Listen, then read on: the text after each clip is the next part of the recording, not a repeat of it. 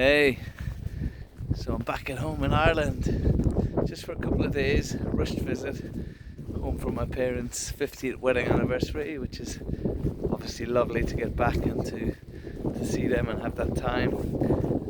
My dad and my sister and my niece are all down here ahead of me. So my sister Anne's home from America with her partner and with my niece Katie, and I saw my brother last night and his son and daughter as well, so it's been very wholesome to have this family time together. I'm just going for a nice walk now down the old bog road, down to Monagore bog, North County Kilkenny. This is an area I would have spent a lot of time in my childhood. There's so happy memories of spending childhood days here, hanging out in the bog, cutting turf with my dad, my uncles, my granduncle Tom. I don't know how much work I was doing, but I was here hanging around, and happy memories. Just been listening to the skylarks on the way down, which are wonderful to see as well.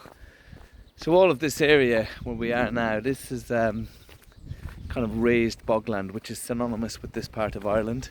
Moreover, on the west coast you get a lot of the blanket bogs, but this is raised bogs, and I guess there are only remnants left really of what used to be here.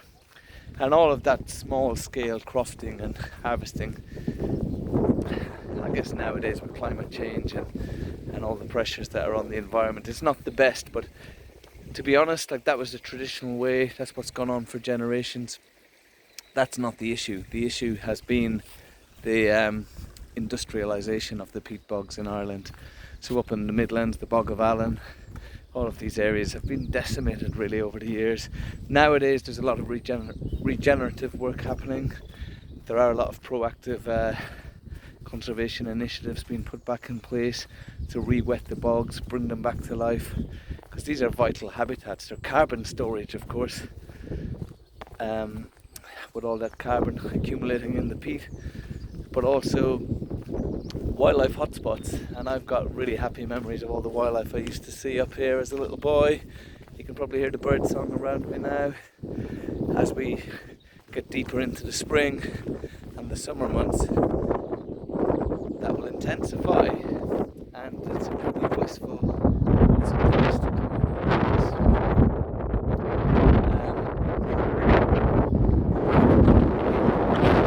Fresh air, nice time outdoors, exercising.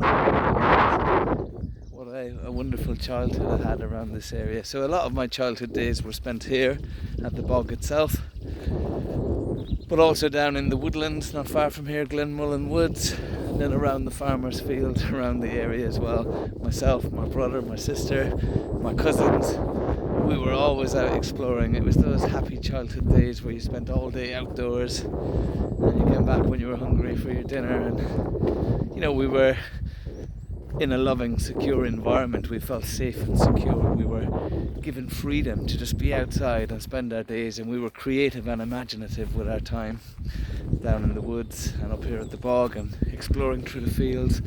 So it was a wonderful, wholesome upbringing, and I'm so thankful to my parents that they gave us the freedom to do that. You know, we were trusted to just behave in a responsible manner and to get out there and spend your days out from under your parents' feet, basically, out enjoying your day. So we're getting up more into the bog now. It's changed a bit. Obviously, whenever I come home, I often come for a walk up here. It's changed from when I was younger, and lots of the bog has been cut away. I'll try and bring you up towards some of the peat banks now.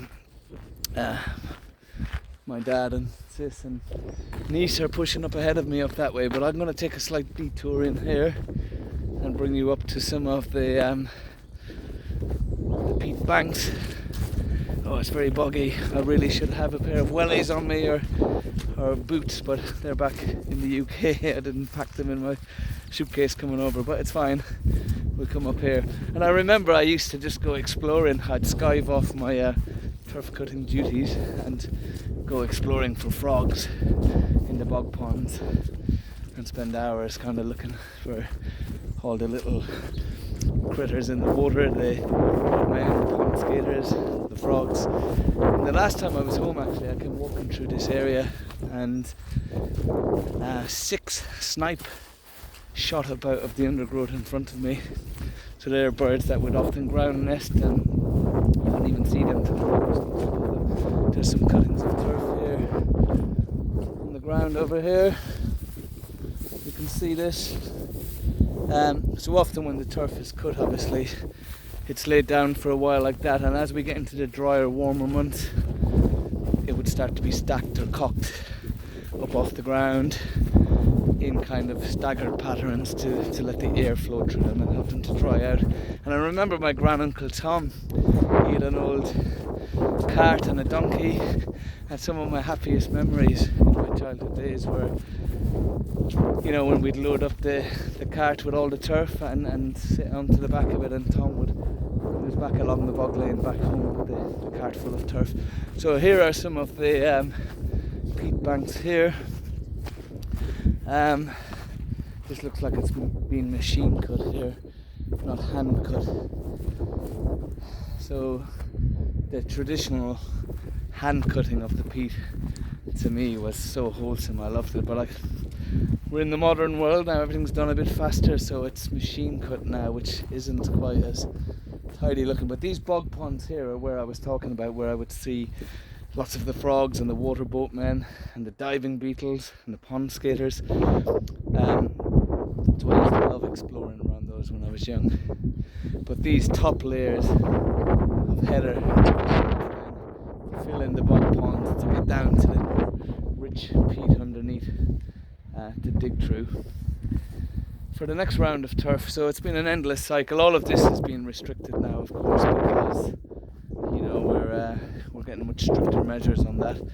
But I remember when I used to come back to visit Ireland over the years when I first moved away, the smell of peat burning was always like a sign I was home in Ireland. It's quite a nice smell. But changing times, and it's great now to see the areas being regenerated and brought back to life again.